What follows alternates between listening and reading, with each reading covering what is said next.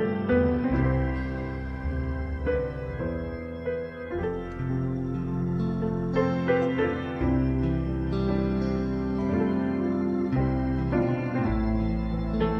soir, par la grâce du Seigneur, je vais essayer d'introduire le deuxième privilège du royaume, le droit à la propriété.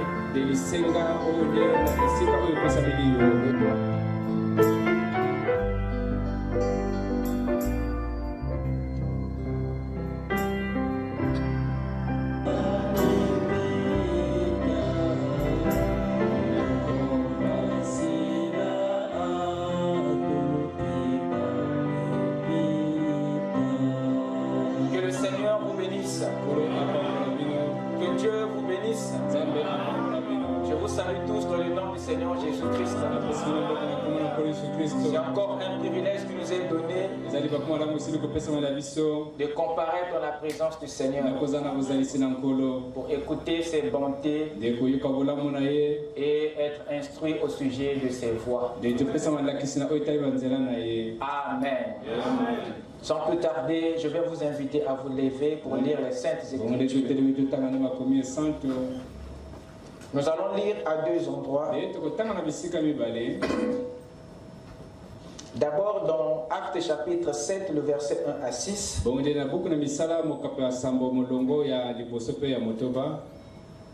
Ensuite, nous irons dans le livre de Josué chapitre 1, le verset 3. 1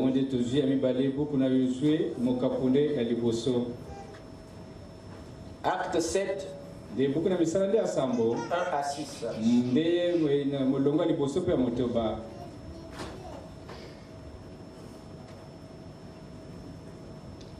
Le souverain sacrificateur dit: les choses sont-elles ainsi? Étienne répondit: homme, frère et père, écoutez, le Dieu de gloire apparu à notre père Abraham lorsqu'il était en Mésopotamie, avant qu'il s'établisse à Charan, et il lui dit: quitte ton pays et ta famille et va dans le pays que je te montrerai. Il sortit alors du pays des Chaldées et s'établit à Charan. De là, après la mort de son père, Dieu le fit passer dans ce pays que vous habitez maintenant. Il ne lui donna aucune propriété en ce pays, pas même de quoi poser le pied. Mais il promit de lui en donner la possession et à sa postérité après lui, quoiqu'il n'eût point d'enfant. Amen. Amen. Prenez le verset 6 avec moi. Dieu parla ainsi: sa postérité séjournera dans un pays étranger. On la réduira en servitude et on la maltraitera pendant 400 ans. Amen. Inclinons nos têtes pour la prière. Tu es digne, tu es digne, de louange. Jésus, tu es digne, tu es digne, de louange. Roi, tu es digne, oh, tu es digne de louange. Jésus, tu es digne, oh, tu es digne de louange. Tu es digne, tu es digne.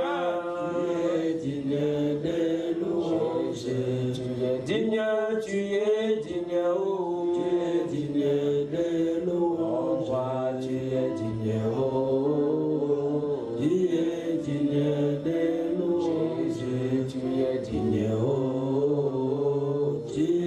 digne des louanges. Seigneur notre Dieu, nous te sommes reconnaissants, Père, du plus profond de notre cœur, pour le privilège que tu nous as donné d'écouter ta voix en ces temps du soir et de venir auprès de toi pour recevoir tes bontés. Tu sais, oh Dieu, nous avons tout abandonné pour venir t'écouter. Descends des corridors des cieux et parle à nos âmes. Ne nous laisse pas repartir avec nos fardeaux. Laisse que, Père, nos maladies soient ôtées, nos afflictions soient guéries. Amen, Seigneur, dans l'âme de tout un chacun. Christ est l'image de Dieu. Et que, Père, l'arbre de vie germe dans nos cœurs, afin qu'à ta venue, Seigneur, tu en récoltes les fruits. Oh Dieu Tout-Puissant, pour chaque requête qui est exprimée, Seigneur, dans un langage inconnu, il est dit que tu sondes les cœurs et les reins. Alors puisses-tu voir au-delà des cœurs et exauce-nous, Père, au-delà de toutes mesures. Seigneur notre Dieu, viens nous parler par ta parole. Viens nous instruire. Viens nous positionner. Viens nous transformer. Nous nous attendons à toi. Que la colonne de feu qui a conduit le peuple vienne aussi nous conduire dans cette révélation du soir. Laisse que, oh Dieu, que le Saint-Esprit amène à la vie toutes les âmes mortes et que le feu du réveil consume chaque péché. Purifie-nous, Seigneur. Sanctifie ton Église et incarne-toi, Père, dans ta plénitude, afin que l'homme parfait soit accompli. Car c'est dans le nom de Jésus-Christ, le nom qui est au-dessus de tous les noms, le nom qui est respecté dans toutes les dimensions, le nom qui est adoré par tous les esprits, le nom de notre roi, le Seigneur Jésus-Christ. Amen. Je vous prie de vous asseoir pendant que nous ouvrons le livre de Josué. Josué chapitre 1er, le verset 3. Tout lieu que foulera la plante de votre pied, je vous le donne comme je l'ai dit à Moïse. Tout lieu que foulera la plante de votre pied, je vous le donne comme je l'ai dit à Moïse. Amen. Amen. Amen. Ce soir, par la grâce du Seigneur, je vais essayer d'introduire le deuxième privilège du royaume, le droit à la propriété. Le droit à la propriété. Mais avant d'aborder le sujet, il y a un petit rappel que j'aimerais faire. Un rappel des sous-titres, de façon que vous ayez une vision de là où on vient, de là où nous allons. Amen. Amen. Parce que jusqu'à là, j'ai comme l'impression que certains se sont même perdus. Je vais essayer un peu de résumer pour donner un repère. Amen. Amen. Nous avons parlé autour de la volonté de Dieu. C'est là le thème qui a produit les autres sous-thèmes dont nous développons. Le mystère de sa volonté est le grand thème de notre étude. Et là-dedans, nous avons vu que la volonté de Dieu est un mystère. Il n'est pas n'importe quel mystère. C'est le seul mystère de tous les mystères que l'Église a le moins sondé et étudié. C'est le seul mystère qui nous apprend dans les détails à distinguer la volonté permissive de Dieu de la volonté parfaite.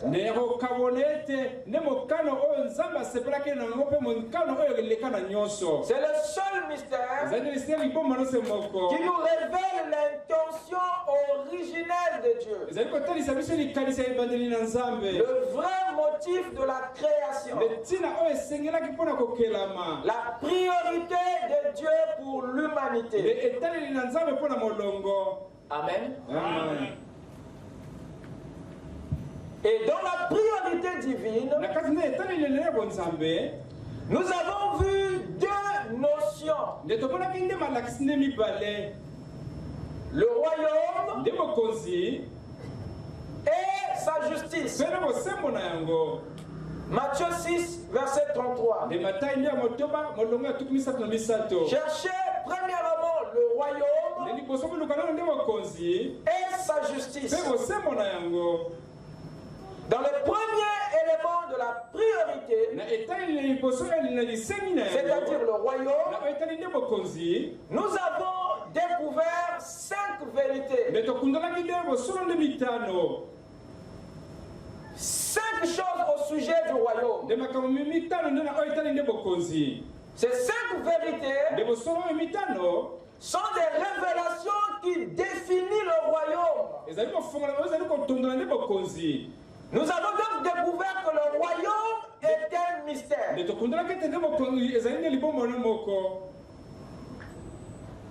Et là-dedans, nous avons étudié l'aspect mystérieux du royaume.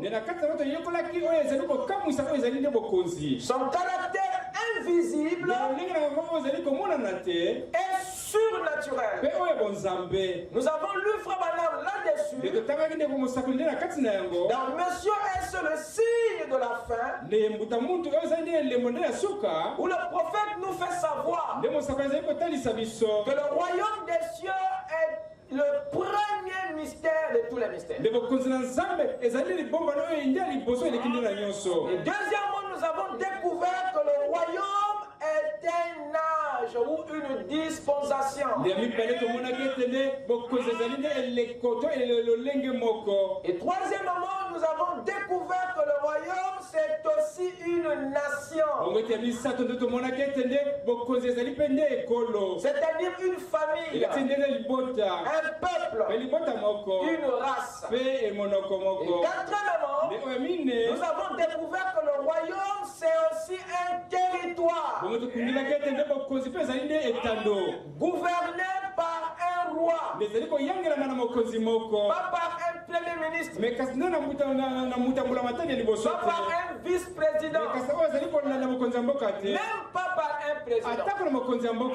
Le royaume est un territoire gouverné par un roi. Le roi est l'autorité suprême du royaume. Amen. Et dans ce point-là, et nous avons étudié l'aspect géographique du royaume de Dieu.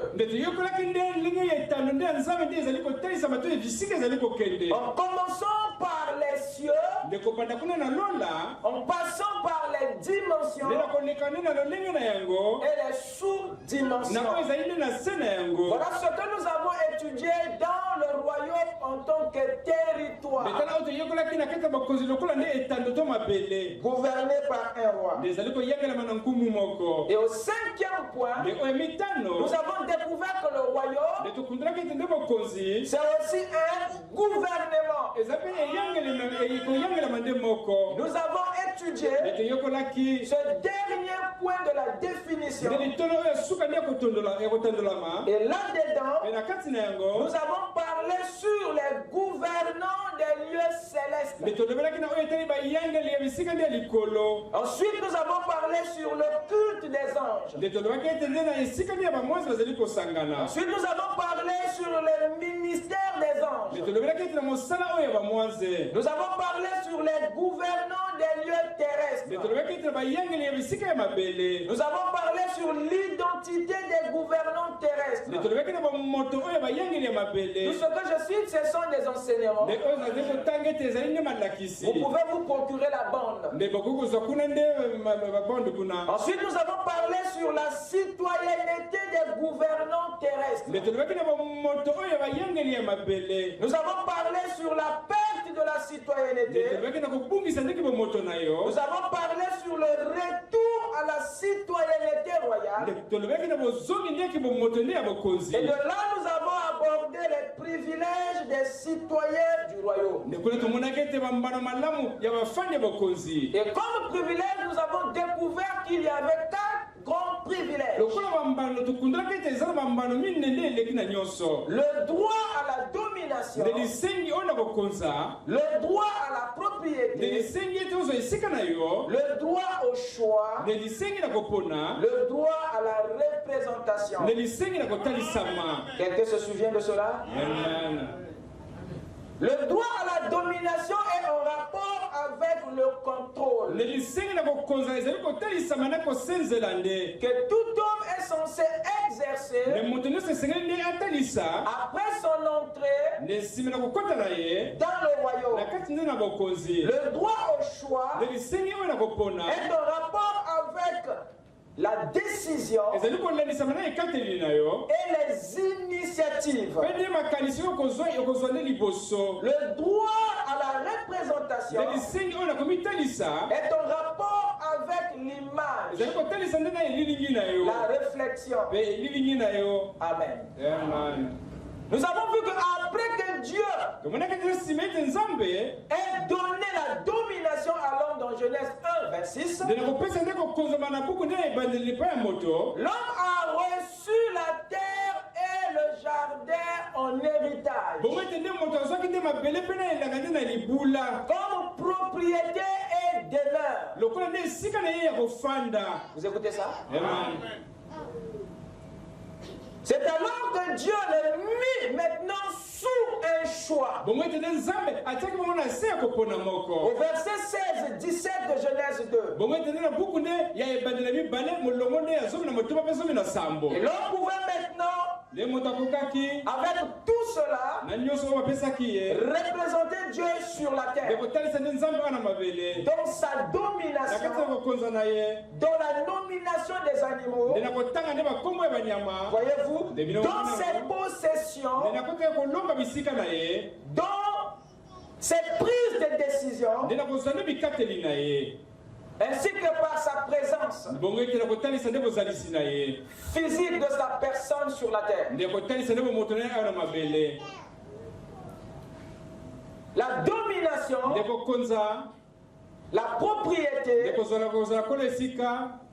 le choix et la représentation. Ce n'était pas les seuls privilèges du royaume. Il y en a beaucoup. Mais nous avons abordé les moins étudiés. Quelqu'un m'écoute? Et la domination était une autorité que l'homme exerçait un pouvoir qu'Adam exerçait sur les ressources, les domaines et les circonstances. C'est ce pouvoir-là, c'est-à-dire la domination, que Dieu a lié avec les clés dans la rédemption et la restauration de l'Église au cours des âges. Ce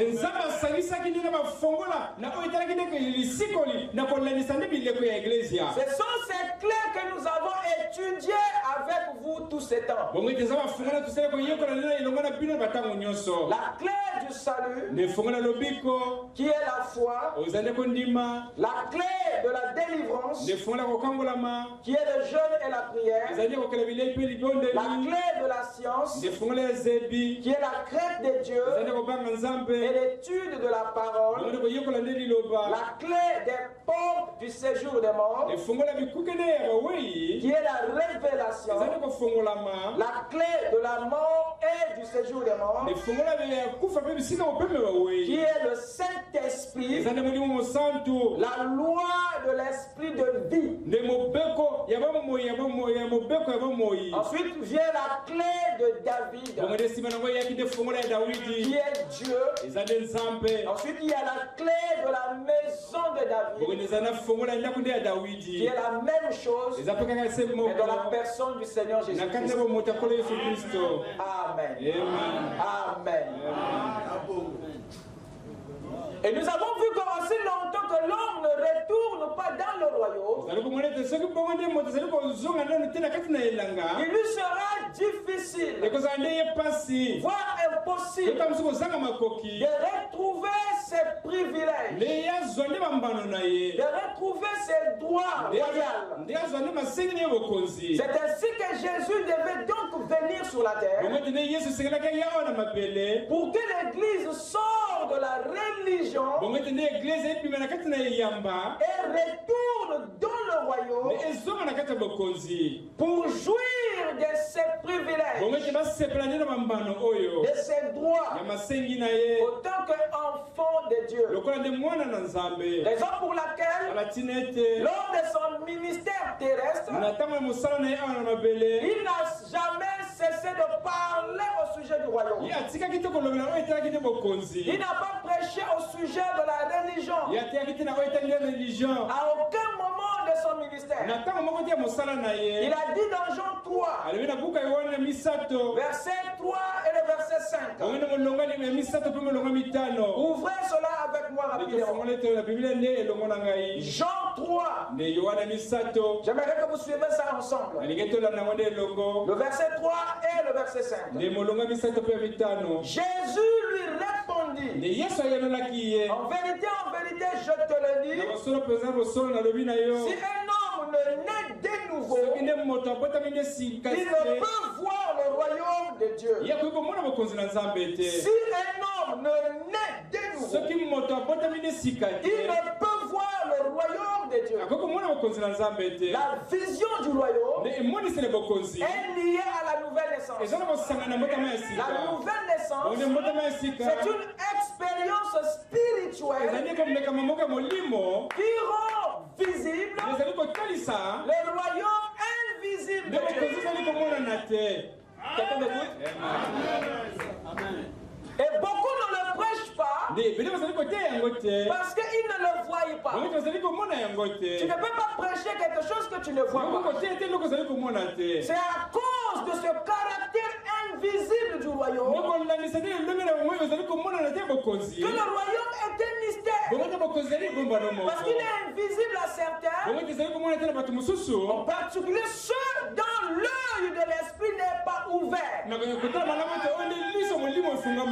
Donc le manque de nouvelle naissance est un signe d'aveuglement. Le royaume ne peut être vu que si nous naissons de nouveau. Dites Amen. Si un homme ne naît de nouveau, il ne peut pas voir le royaume. Donc ne vous en faites pas. Si les gens ne le prêchent pas, si les gens ne le voient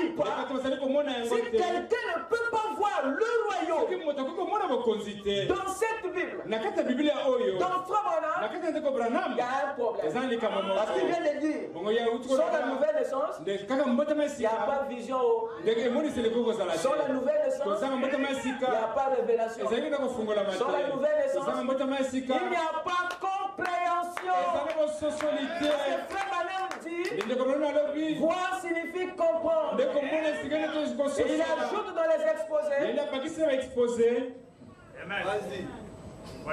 que le signe que vous êtes réellement né de nouveau, c'est la compréhension parfaite de la parole. Amen. La nouvelle naissance nous permet de voir le royaume. Donc si tu ne le vois pas, si quelqu'un ne voit pas, la première question, le premier endroit là où il faut fouiller, c'est la nouvelle naissance. Parce que la vision, il y a la nouvelle naissance. Ça c'est le premier point. Donc quand tu forces quelqu'un à voir la parole, mon frère, il ne comprend pas, reculer. Pose-lui la question. Quand tu as pris ton baptême, quand est-ce que tu étais né de nouveau? Voilà là où il faut checker pour mieux avancer. Beaucoup ne savent pas que l'aveuglement est lié aussi à la nouvelle.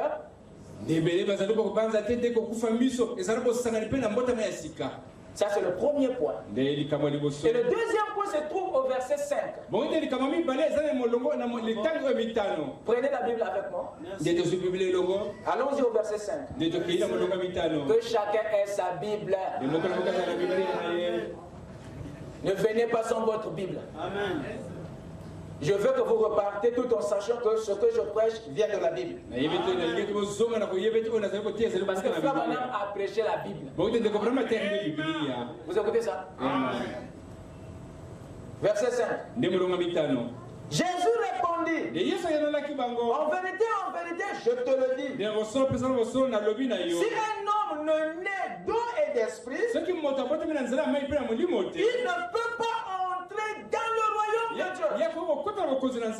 Ça c'est le deuxième élément. En haut, il a d'abord lié la vision à la nouvelle naissance. Ici, il lie l'intégration, l'entrée dans le royaume à la nouvelle naissance. Donc la nouvelle naissance, le baptême de l'esprit, nous permet de voir et d'intégrer quoi le royaume. Amen. Et sans la nouvelle naissance, nous sommes en dehors du royaume. Le royaume n'accepte pas ceux qui ne sont pas nés de nouveau. Le royaume ne reçoit que ceux qui ont la vie. Et la vie, tu la reçois à la nouvelle naissance. Dites amen. Parce qu'il est écrit dans Acte 17, en lui il y a la vie. Amen.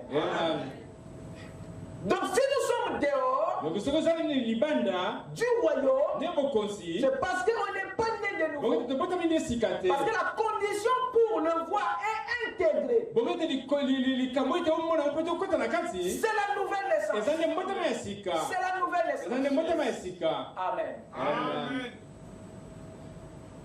Si tu n'es né d'eau et d'esprit,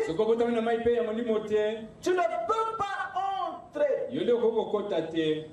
La nouvelle naissance n'est pas le royaume, mais la porte du royaume. La nouvelle naissance, c'est ça la porte qui t'amène dans le royaume. Elle ouvre les yeux de l'esprit de façon que tu vois, tu comprennes, voyez-vous, et que tu intègres quoi? Le royaume. Amen. Alors une fois que tu es dans le royaume, il y a quelque chose qui se produit. Jésus a dit dans Matthieu 6, cherchez d'abord le royaume et sa justice, et le reste vous sera donné par-dessus. Or, si tu cherches le royaume, tu finiras par le trouver. Et quand tu le trouves, tu as alors la facilité d'y entrer. Et quand tu entres dans le royaume, le reste, c'est à la charge du royaume. Et le reste dont il parle ici, c'est un langage. C'est un langage qui désigne les privilèges, les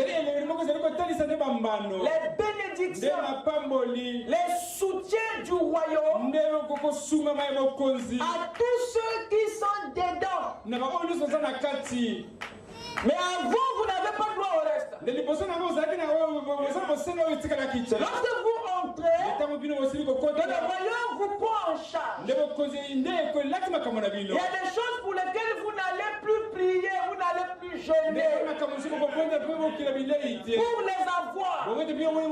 Parce que c'est la responsabilité du royaume de vous accorder ces avantages. Le reste dont Jésus parle, c'est un langage qui désigne les privilèges, les avantages, les bénédictions, le soutien du royaume. Amen. Amen. Est-ce que je parle à quelqu'un? Amen. C'est très très important. Frère Branham, quelque part, dit quelque chose de très bouleversant.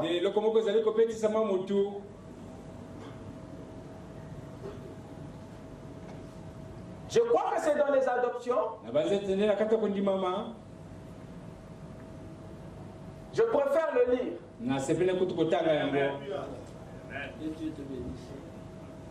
Quelque chose de très très bouleversant.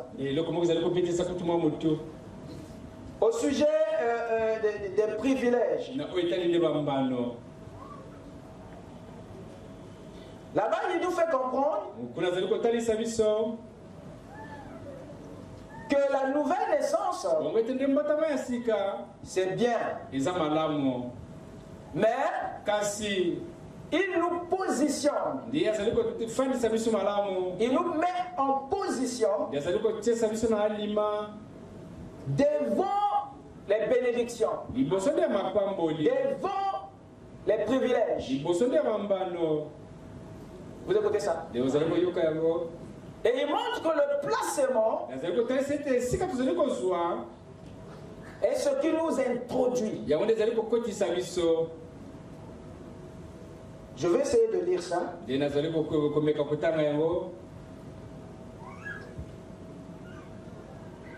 Je l'ai ici en version anglaise. C'est dans la prédication. Écoutez-le, c'est pas les adoptés, écoutez-le. Prêché en 1957. Voyez-vous, le 19 du 5e mois. Pour ceux qui prennent les notes. Il dit, now, when that son was born into that family, lorsque ce fils naissait dans la famille, amen. Amen.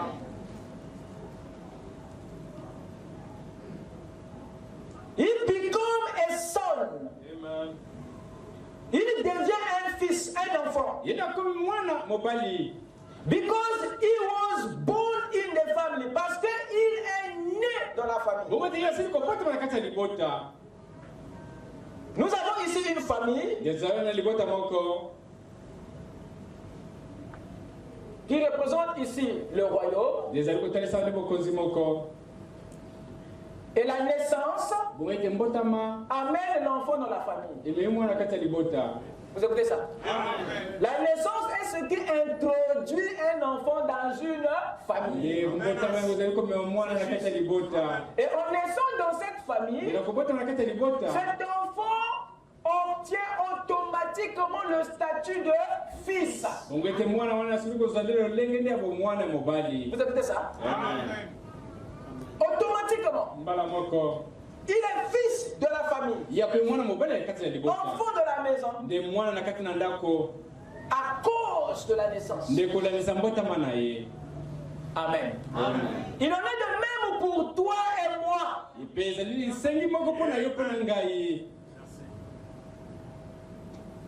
Le seul moyen pour nous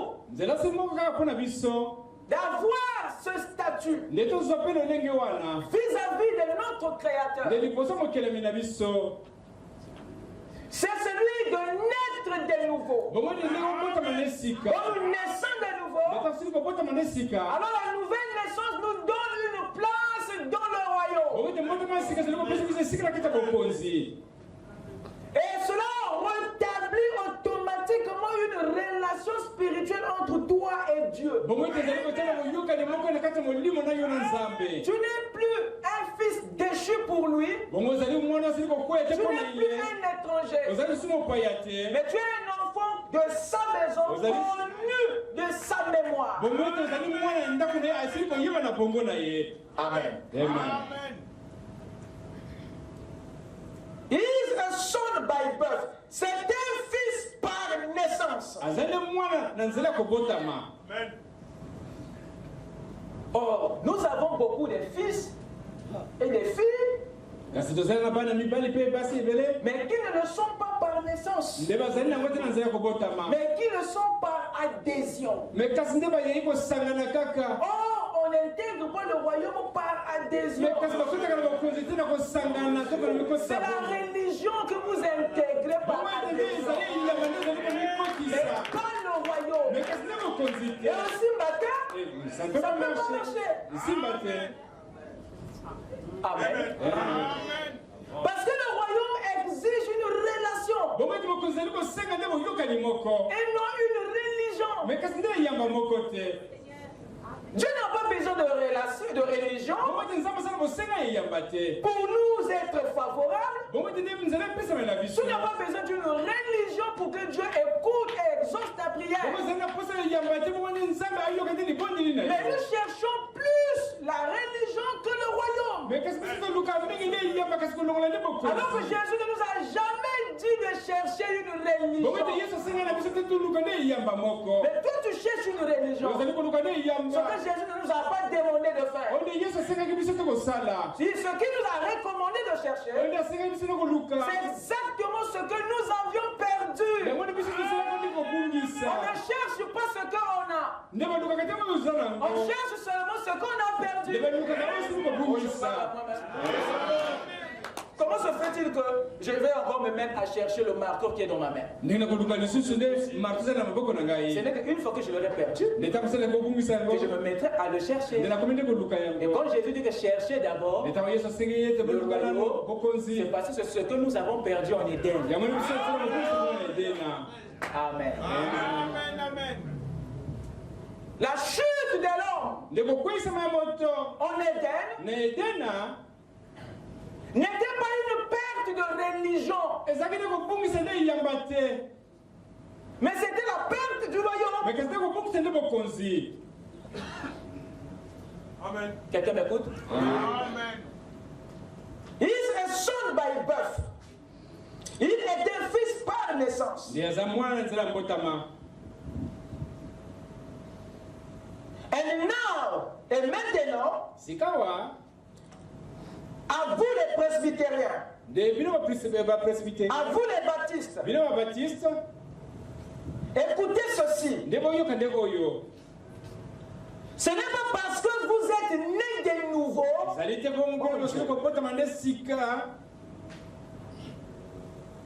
que cela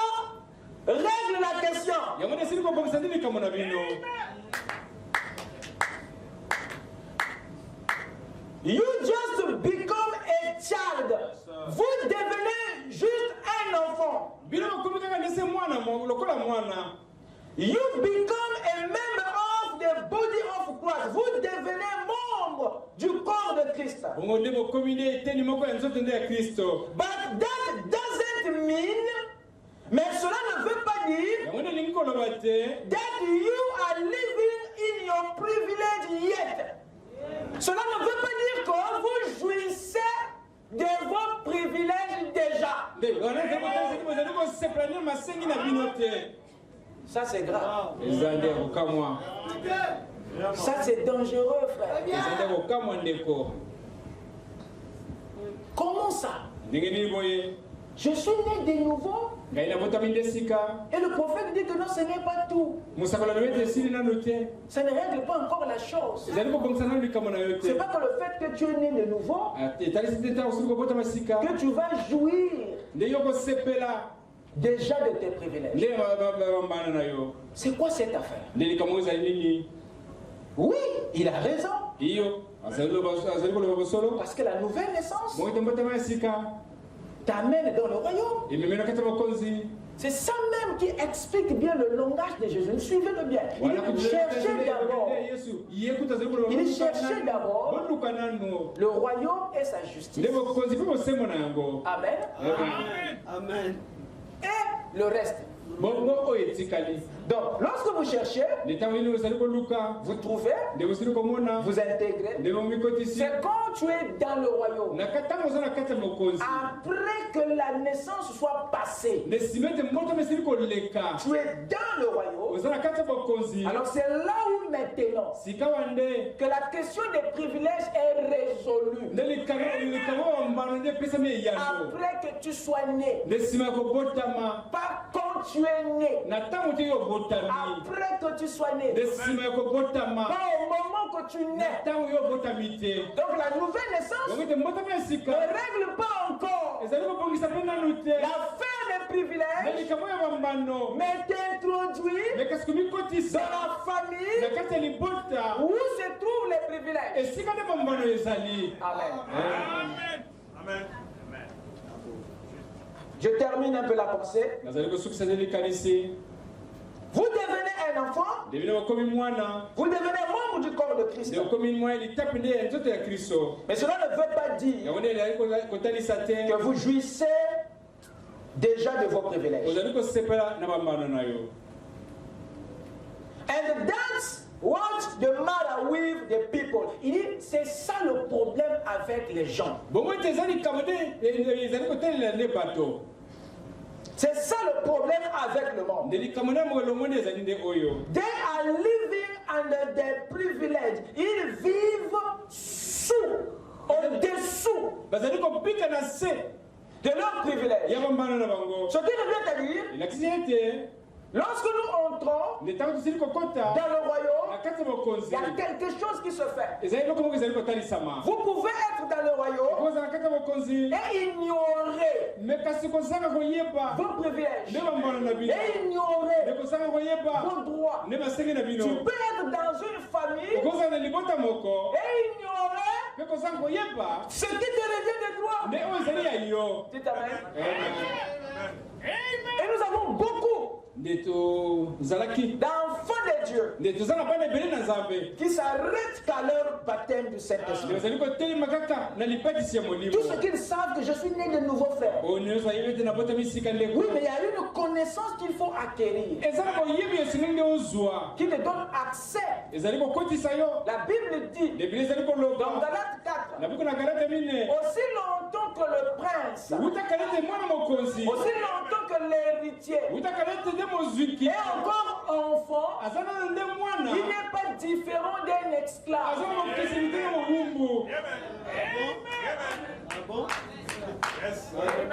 Vous écoutez ça? Amen. On a des problèmes, frère. Il n'est pas différent de quoi? d'un esclave. Vous connaissez ce qu'est un esclave? Et Paul nous dit que l'héritier, il dit le prince, aussi longtemps qu'il est enfant. À quel moment toi tu deviens enfant? Peu importe les âges que tu as. Dès lors que tu nais de nouveau là, pour Dieu tu deviens enfant. Vous écoutez ça? Un enfant qui est où? Dans sa maison, dans le royaume, dans sa famille. Maintenant Paul vient, il dit que aussi longtemps que tu restes un enfant, il y a des gens qui ne veulent pas grandir. Il y a des gens qui ne veulent pas grandir. Et ils réclament la part des adultes. Ça ne marche pas. Vous avez des choses qui appartiennent à votre enfant, mais que tu ne permets pas d'abord de lui offrir. Parce que son savoir, son intelligence n'est pas encore accompli. Donnez une fourchette en or à votre enfant. Donnez-lui 3 minutes dans la rue. Et vous allez écrire un livre d'histoire. Il y a des choses que vous ne pouvez pas donner à votre enfant à cause de son immaturité. Mais lorsqu'il grandit, vous ne vous le donnez plus. Donc la soif et le désir du Père, c'est que l'enfant grandit vite. C'est que l'enfant grandit. Mais si vous demeurez un nez spirituel, alors il y a des privilèges que vous n'allez pas saisir. C'est ça le problème dans le royaume. Il y a des agneaux dans le royaume et il y a les brebis. Les agneaux, c'est les nouveaux-nés.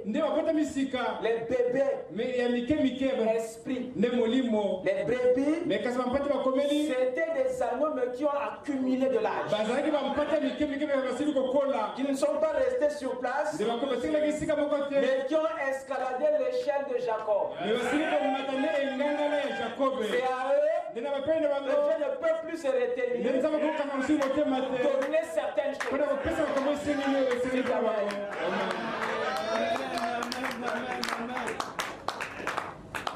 Aussi longtemps que l'héritier est enfant, il n'est pas différent d'un esclave. Oui, parce qu'en tant qu'enfant, il y a des esprits qui vont te résister. La nouvelle naissance, le prophète a raison de dire que c'est pas tout. N'acceptez jamais de vous arrêter à cette expérience. Désirez toujours plus grand que ça. Désirez toujours croître en esprit. Désirez toujours aller plus loin avec Dieu. Parce que les grandes bénédictions sont pour ceux-là qui sont matures. Et puis tu comprends vraiment. Dieu a dit à son prophète, ne bois pas, ne fume pas, ne souille pas ton corps d'aucune manière, car lorsque tu seras plus grand, imaginez que William Branham refusait de grandir. Est-ce qu'il allait recevoir l'épée du roi? Donc grandir c'est une bonne chose, mais restez jamais sur place. Quand il dit je cours vers le but de la vocation céleste, il dit qu'il court. Il ne veut pas rester sur place. Il veut être en mouvement. Amen. Alléluia. Quand tu seras plus grand, j'aurai un travail à faire. Et Dieu est resté là, attendant que Branham grandisse. Parce que le ministère qu'il a exercé étant petit est différent Mais celui qui l'attend est un grand. Les privilèges ne sont pas les mêmes. Désirer évoluer. Désirer aller dans les profondeurs avec Dieu. Les grandes choses sont devant, pas derrière. Sont devant. Je peux entendre un amen? Alors c'est le désir du Père à la croissance de l'enfant qui amène le Père de mettre l'héritier sous les tuteurs et les administrateurs. Il y a un qui l'enseigne la grandeur du royaume de papa. Ça c'est le tuteur. Paul parle des deux enseignants. Il parle des tuteurs et des administrateurs. Ils ne font pas le même job, mon gars. Vous écoutez ça? Il y a un qui l'enseigne, qui lui montre la grandeur du royaume de son Père. Où est-ce que ça commence? Jusqu'où ça va? Tu dois connaître jusqu'où va l'autorité de ton Père, parce que tu es appelé à le faire. Vous savez ça? Amen. Il y a des gens ici qui ne savent pas jusqu'où va le royaume. Jésus a dit aux disciples, dans la maison de mon Père, il y a plusieurs demeures. Ce langage était une façon de dire que mon Père a un royaume illimité. Jésus était en train de donner un cours de géographie à ses disciples. Il était en train de parler de l'immensité territoriale. Il n'a pas dit que dans la maison de mon Père il y a 2, 3, 4 demeures. Non. Les demeures, c'est des territoires. Les demeures, c'est les dimensions. Les demeures, c'est les cieux. Dans le royaume de mon Père, il y a plusieurs ciels. Oh, je parle à quelqu'un. Parce qu'il devait connaître la grandeur du royaume de votre Père. De façon que vous sachiez que votre autorité ne s'arrêtera pas du pied gauche. Elle doit aller jusqu'au pied droit. Quand l'ange est descendu, il a mis un pied sur la mer et l'autre sur la terre. Vous écoutez ça? Le tuteur devait lui montrer l'étendue territoriale. L'administrateur devait lui enseigner la gestion des biens, la gestion de la propriété. C'est lui qui vient avec la philosophie, l'idéologie royale sur les possessions. Comment tu es censé gérer les bénédictions de ton royaume? Comment tu es censé gérer ses privilèges? Et le fils devait apprendre. Et la Bible dit jusqu'au temps marqué. Là où il est grandi, où il n'est plus sous la conduite des hommes. Parce que hier, étant prince et héritier, il y a des gens qui ne pouvaient pas commander. Il y a beaucoup de nouveaux-nés spirituels qui ne peuvent pas avoir la victoire sur certains esprits. Tu es né de nouveau, oui. Mais il y a des démons qui vont te résister. Parce que ton autorité n'est pas encore complète. complète. Tu vas prier la faya. Il te regarde parce que ton autorité n'est pas encore parfaite. Voilà pourquoi il faut être enseigné par les tuteurs et les administrateurs du royaume. Pas les tuteurs et les administrateurs de la religion, mais du royaume.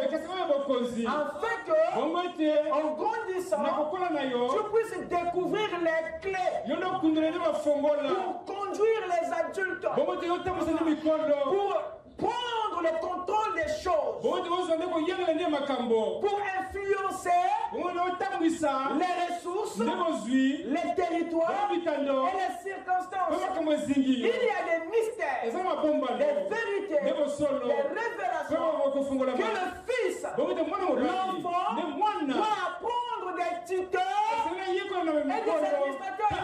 Dès qu'il est enfant, il doit être enseigné comment exercer son autorité à un âge avancé. Voilà pourquoi Dieu a envoyé les messagers durant les âges pour apprendre à l'église. Dites Amen.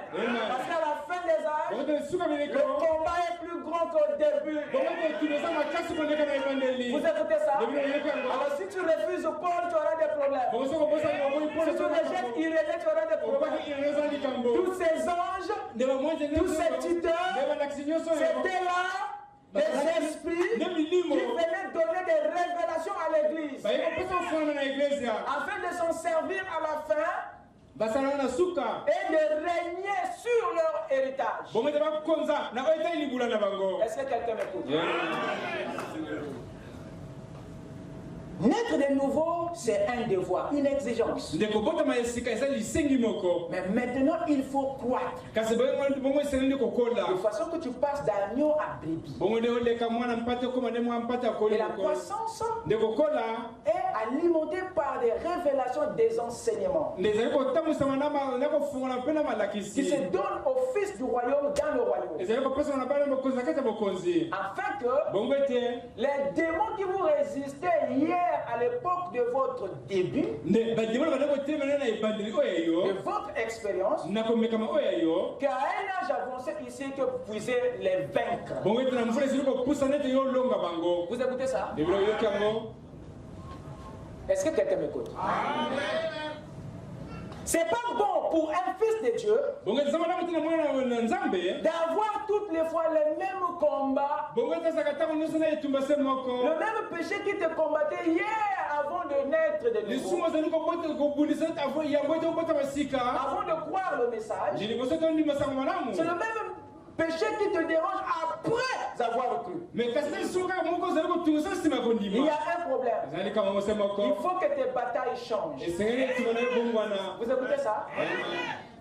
Amen. C'est vrai. Il faut que tes combats changent de niveau. Ce qui donne raison à Frère Branham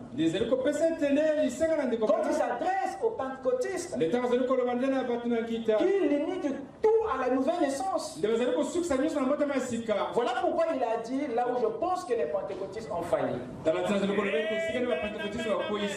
Sachez qu'après la nouvelle naissance, nous avons tous des expériences dans le royaume. Et ce sont ces expériences qui nous éclairent au sujet de notre autorité, qui nous affermissent comment prendre les choses en main.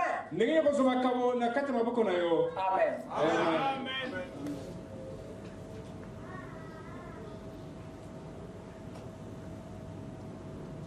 Paul a insisté sur Galates 4. De façon que cela soit bien compris, afin que les enfants de Dieu cessent de faire le surplace. Le reste de la situation, vous pouvez le lire un peu à la maison. Et vous verrez que Frère Branham était percutant ici. Donc c'était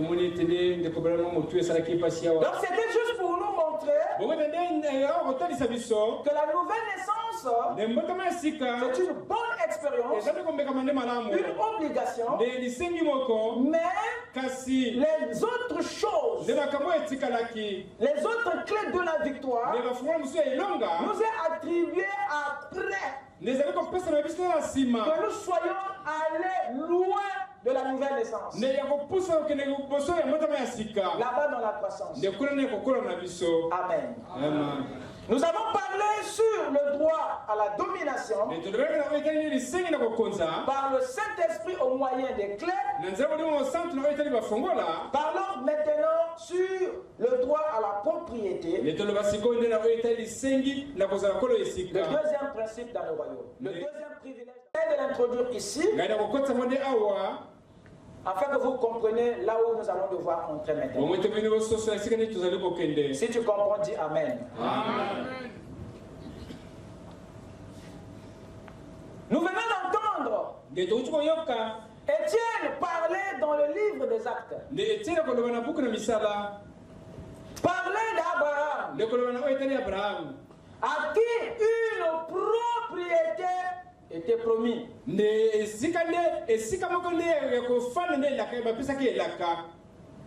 Et il montre par là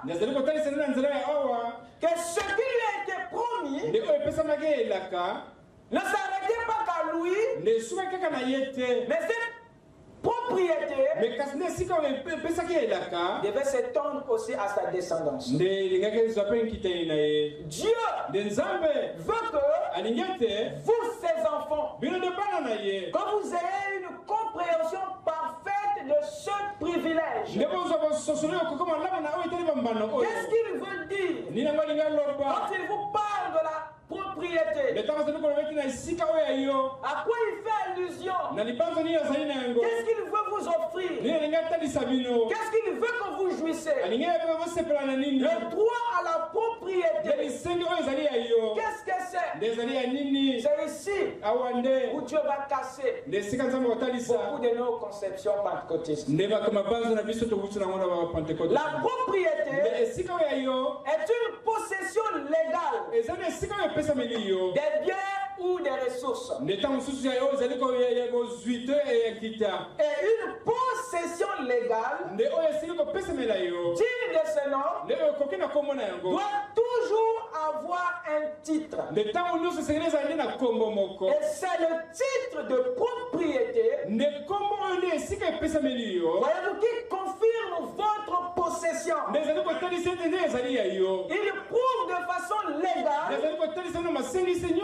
que ceci vous appartient, que cela est à vous. Il prouve votre propriété. Le titre de propriété met fin aux contestations et vous permet de jouir, voyez-vous, de façon tranquille, dans toute la légalité, sans s'inquiéter d'être dépossédé. Et il y a plusieurs choses dans la propriété. Il y a plusieurs choses dans la propriété. Je reviens encore. J'ai dit que la propriété, c'est une possession légale des biens ou des ressources. Et toute possession doit avoir un titre qui confirme que cela est à vous. Parce que tu peux avoir, tu peux détenir un bien sans pourtant que tu en sois le propriétaire. Et cela peut être contesté si tu n'as pas un titre qui prouve ta propriété. Est-ce que quelqu'un m'écoute? Et dans la propriété, il y a la possession, il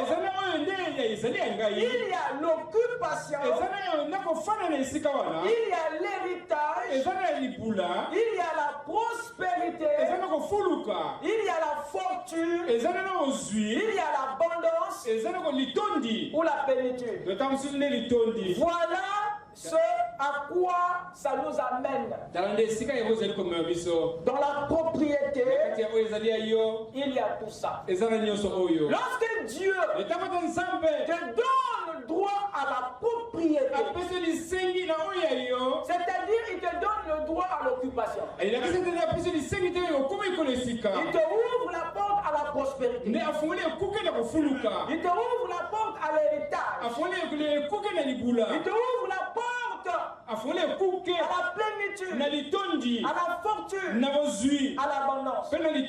Parce que tous ces fils, tous ces enfants doivent jouir de ce que lui le Père a, et doivent gérer ce que le Père a créé. Je peux entendre la parole. C'est ici où Dieu traite avec notre mentalité de pauvreté. C'est ici où il va nous affranchir de cet état d'esprit. C'est ici où il va nous corriger notre conception, notre idéologie, notre philosophie mondaine, religieuse, païenne, erronée que nous avions au sujet de la propriété. Amen. Amen. Amen. Notre mentalité au sujet de ce privilège appelé la propriété ou la possession contredit le royaume, s'oppose à la révélation du royaume. La possession est un privilège que Dieu et le royaume accordent à tous ses enfants qui sont ici. Vous allez comprendre ça l'année prochaine. C'est pour des raisons de gestion et de bien-être que Dieu vous couvre de biens et de possessions.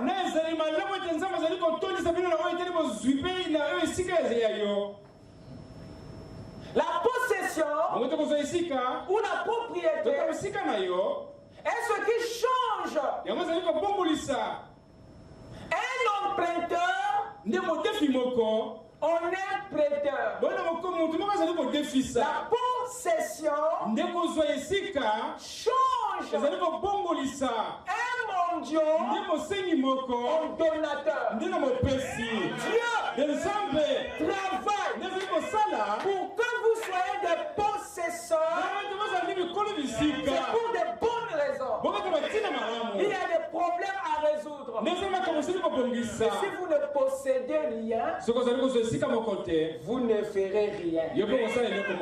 C'est un principe. C'est pas en vain. Dieu a placé ça comme un privilège dans le royaume. Vous êtes appelés à posséder pour résoudre les problèmes. Vous écoutez ça? Amen, amen, amen, amen. Suivez-moi bien. C'est pour des raisons de gestion et de bien-être que le Seigneur nous couvre. Et cette possession est une bénédiction dans le royaume. Dieu a placé les choses de façon que cela s'attache à vous. Que tu le saches ou pas. La possession est un privilège qui te suivra. Tu sais pourquoi? Parce que la propriété ou la possession est un fruit de la grâce, est un résultat de la rédemption, et c'est le produit des alliances. Amen. Vous écoutez ça?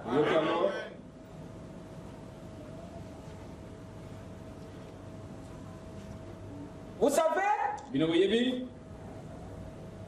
y a plusieurs richesses dans la rédemption.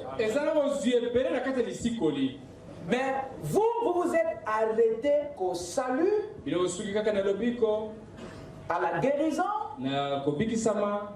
et au Saint-Esprit. Alors que la rédemption nous a restauré bien d'autres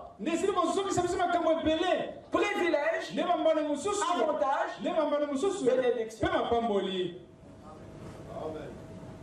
Et Dieu veut que nous soyons conscients de cette liste de privilèges pour que tu n'aies pas d'excuses. Vous vous souvenez dans Matthieu 25? Il est dit là-bas, Seigneur, quand est-ce t'avons-nous visité? T'avons-nous vêtu? T'avons-nous nourri? Toutefois que vous avez fait ça à l'un, c'est à moi. Ce qui revient à dire que ces gens-là réglaient les problèmes avec ce qu'ils avaient. Parce que pour rendre visite à quelqu'un à l'hôpital, il faut une ressource. Si tu possèdes rien, tu vas arriver là-bas comment? Si cet hôpital est à Manyanga,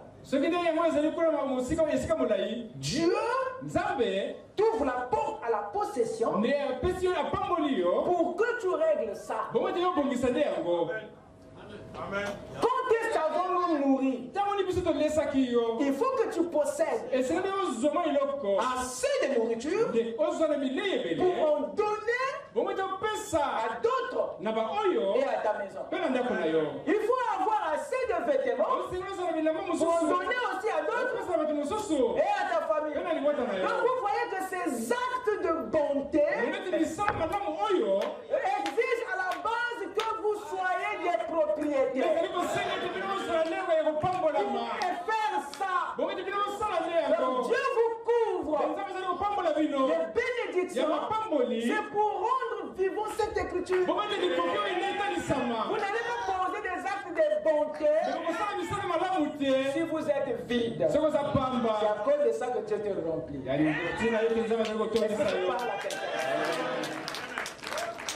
Et toi, tu me fais donner, je veux être humble. Il y a des problèmes à résoudre, tu veux nous dire que tu veux être humble? Dieu est idiot.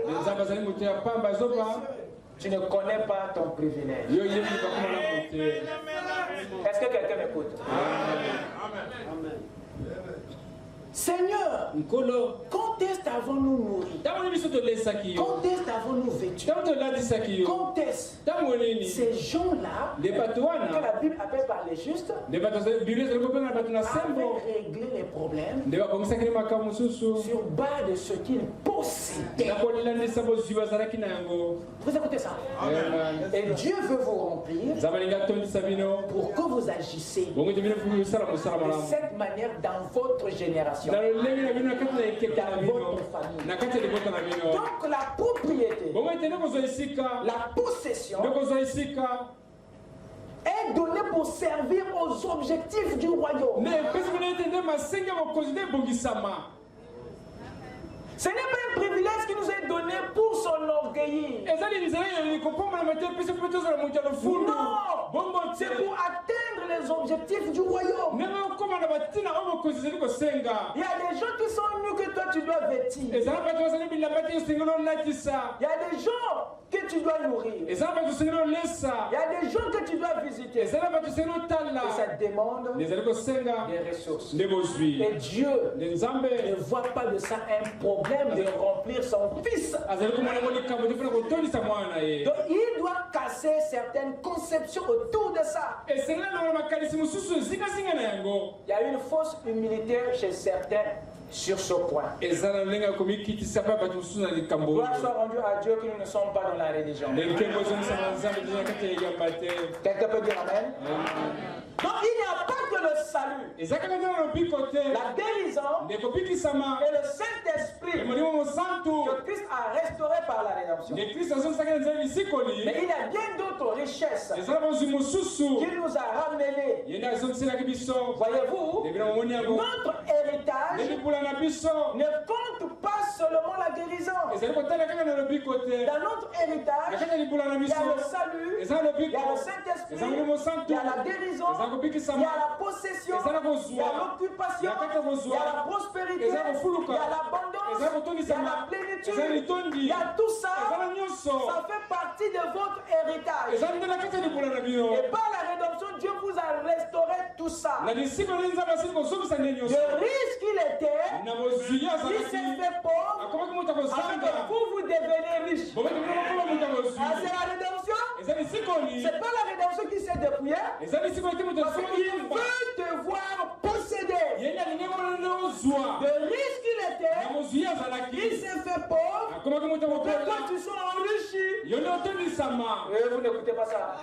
Il dit encore, par ses maîtrissures, nous avons été comment? Guéris. Mais la guérison est une bénédiction de la rédemption. Le châtiment qui nous donne la paix est tombé sur qui? Donc c'est son châtiment qui nous donne la paix. Regardez. Tu n'avais pas de pain. L'homme de pain, la paix du cœur. L'homme n'avait plus de pain. Depuis la chute, l'homme avait perdu la paix. Et cette paix était entre les mains du Créateur. Et le seul moyen pour lui de nous restaurer ça, c'est que lui il soit châtié. Or il ne peut pas être châtié en esprit. Voilà pourquoi il devait venir dans la chair, pour qu'il soit châtié de façon que la paix qui était là dans le corps du Fils nous parvienne. La paix de Dieu est une bénédiction de la rédemption. La guérison était dans ses maîtressures. Par ses maîtressures, nous avons été comment? Guéris. Or l'esprit ne peut pas se blesser. Il est rentré dans un corps pour que par ses blessures, que nous soyons guéris. La guérison est une autre bénédiction de la rédemption. Vous écoutez ça? Est-ce que vous écoutez ça? Il y en a plusieurs. Nous en parlerons d'ici. Vous allez voir qu'il y a plusieurs richesses dans la rédemption. Et toutes ces richesses ne sont que nos possessions. Ce sont nos propriétés. C'est les privilèges qu'il a restaurés dans le corps de son épouse. Il faut que ton attitude change par rapport à ça. Sinon, Dieu ne sera pas responsable de ta situation. Quelqu'un peut dire Amen? Dieu a beaucoup à nous dire sur la façon d'acquérir les choses. Il a beaucoup à nous dire sur la façon de les utiliser et de les préserver. Car la possession a des principes. La propriété a des principes. La possession a un usage. La possession a un but.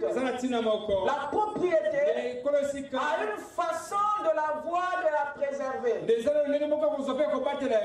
Nous avons certains nombres de questions à nous poser. Comment acquiert-on les biens?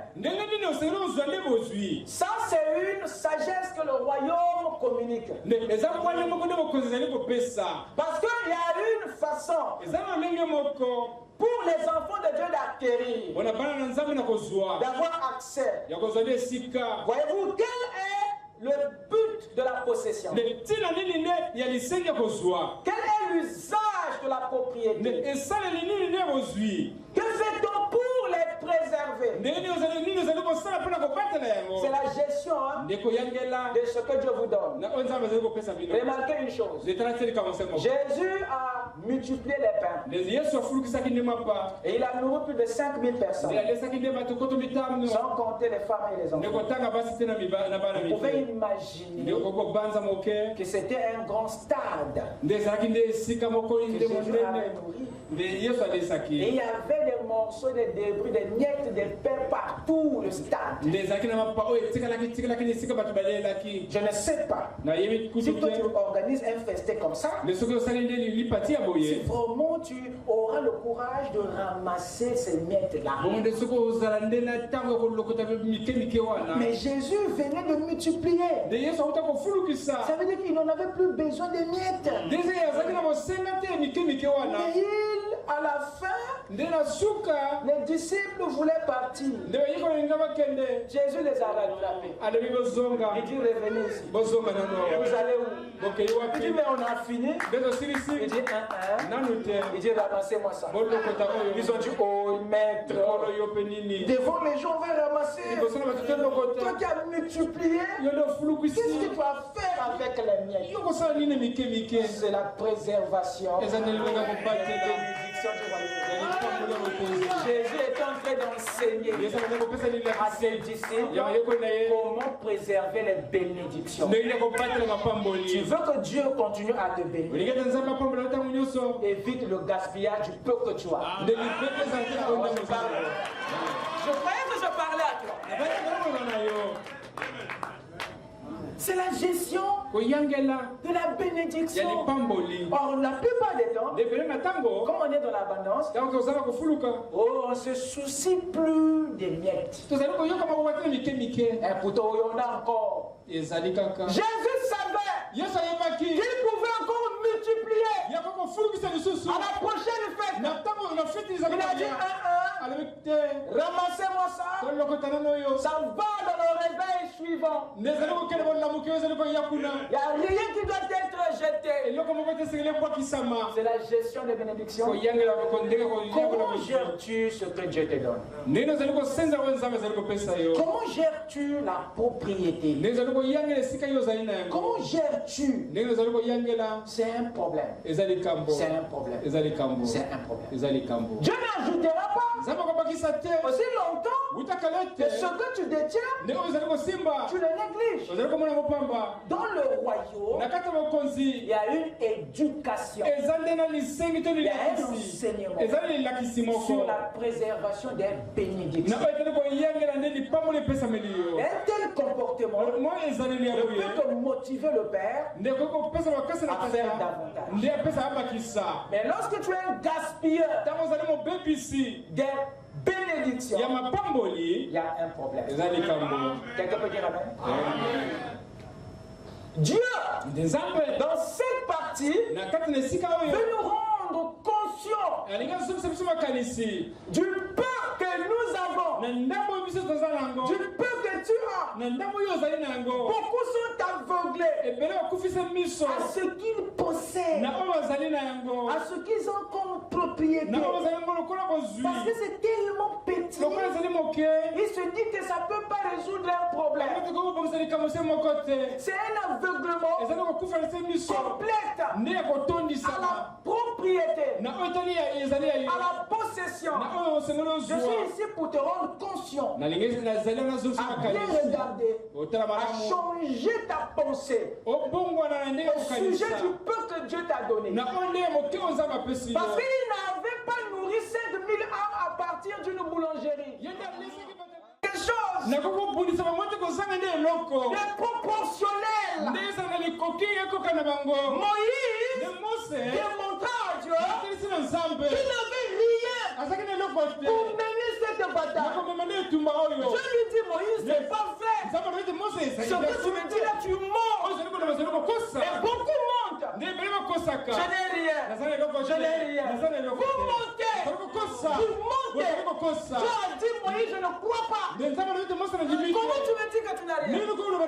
Moïse, qu'as-tu dans ta main? C'est là que Moïse s'est rendu compte. Il avait un bâton sec. Qu'as-tu dans ta main? Ce soir, je te pose la même question. Qu'as-tu dans ta main? Ce que tu possèdes, c'est une propriété qui peut délivrer, qui peut nourrir, qui peut changer la condition de vie de plusieurs. Quelqu'un peut dire amen? Le droit à la propriété. Que le Seigneur vous bénisse.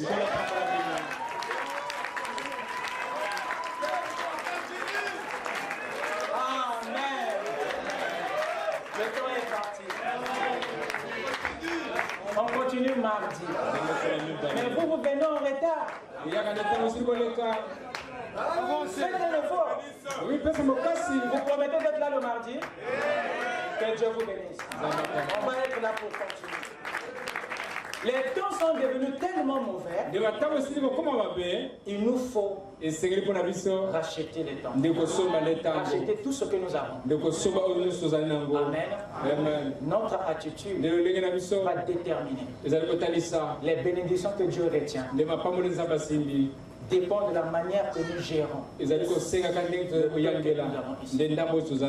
devons changer de langage. Seulement ça. Il faut changer ce langage.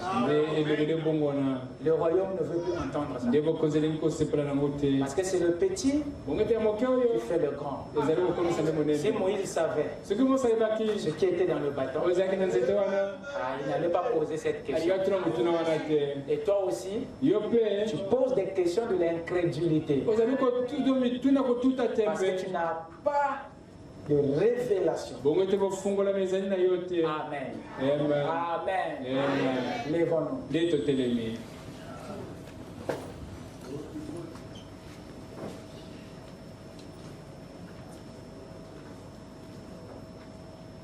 Avec nos têtes inclinées.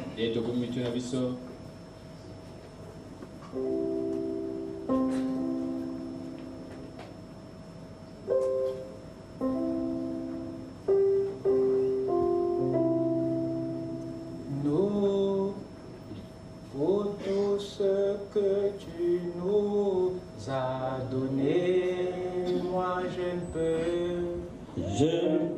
rien te rendre, mais dans mon cœur je vais chanter. Merci Jésus. Oh merci Jésus, merci.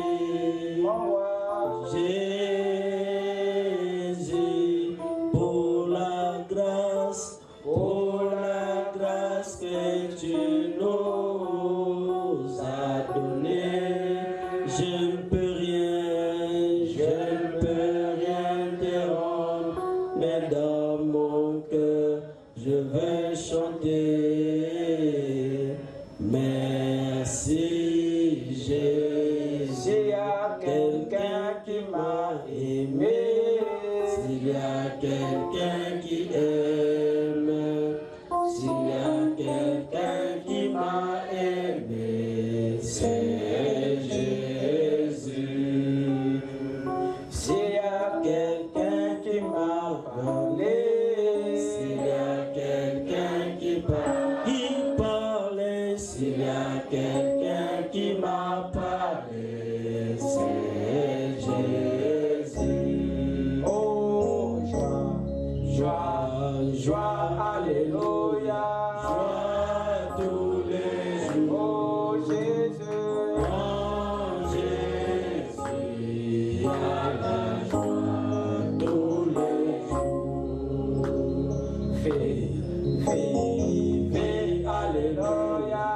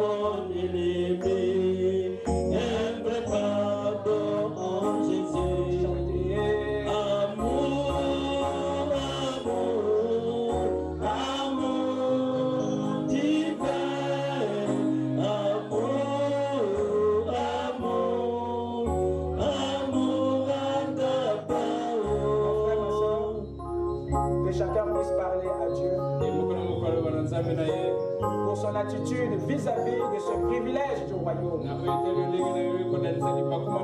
La manière dont nous avons minimisé les bénédictions de Dieu. La façon dont nous avons gaspillé le peu que Dieu nous a donné. Or, la manière de Dieu de donner les grandes choses à ses enfants, c'est de les cacher dans une petite taille. Et nous avons minimisé. Comme le serviteur qui avait reçu un talent, il a minimisé le don de Dieu. Et il est allé le jeter quelque part. Oh Dieu, aie pitié de nous, Seigneur. Aie pitié de nous, Père. Alors que c'était un privilège. À partir de cela, un monde devait naître. À partir de cela, un peuple devait sortir de l'esclavage. À partir de cela, beaucoup de vies allaient être nourries. Mais Seigneur, nous avons discerné de la mauvaise manière. Nous avons critiqué, Seigneur, des efforts à notre égard. Nous avons minimisé. Nous avons injurié, Seigneur, tes bénédictions. Oh Dieu, on aime cet esprit du milieu de la mais un esprit de gratitude. Afin que, Seigneur, nous puissions te louer, te rendre grâce, t'adorer, d'être reconnaissant, d'abord sur le cœur. Et à partir de là, Seigneur, un miracle prendra place. Oh Dieu, écoute la prière de ton peuple.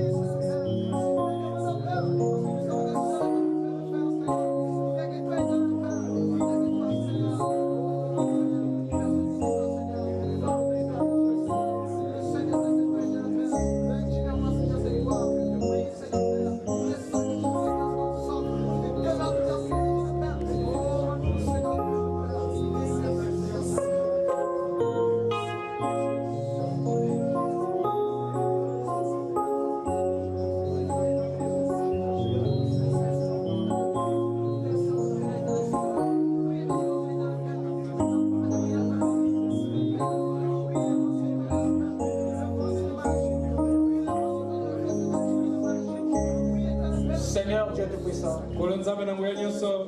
ce soir, Père, nous mettons lever en signe d'humilité et de gratitude.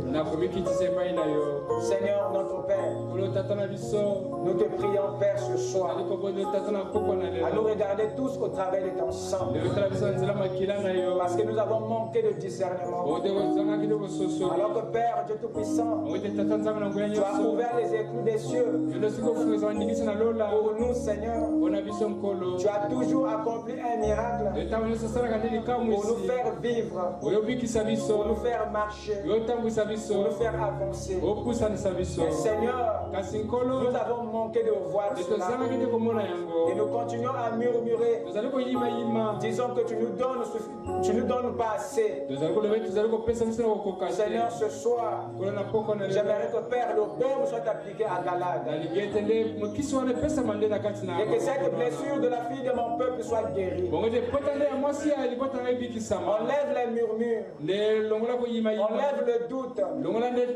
Devant, Seigneur, tes dons. Devant ce que tu nous offres. Peu importe la taille, c'est le don qui compte. Parce que là-dedans, par notre gratitude, le don peut s'enflammer et nourrir une multitude à sa retraite. Seigneur, je crois de tout mon cœur que tu n'as pas parlé en vain, Seigneur. Guéris-nous, Seigneur, dans notre cœur, dans notre esprit. Que notre façon de juger les bénédictions changent. Et que chacun comprenne que toi, Seigneur, tu as des possessions, tu as des dons, tu as des bénédictions que tu mets à la disposition de ton peuple. Et peu importe sa dimension, nous avons droit à te dire merci. Nous avons à te dire merci, Seigneur. Nous n'avons pas à minimiser cela. Oh Dieu, c'est lorsque nous sommes reconnaissants que le miracle prend place. Accompagne tes enfants et continue à nous enseigner dans nos cœurs et que ta parole ne puisse jamais quitter notre esprit. Que les oiseaux du ciel ne viennent pas arracher cela. Mais toi, l'enseignant intérieur, continue ce travail en nous, Seigneur. Fais asseoir la graine de ta parole en nous. Et délivre, Seigneur, tous ceux qui sont encore dans les morts. Viens, ô Dieu, nous apporter la paix. Viens, Seigneur, nous éclairer sur nos privilèges. En particulier, Seigneur, notre droit à la propriété.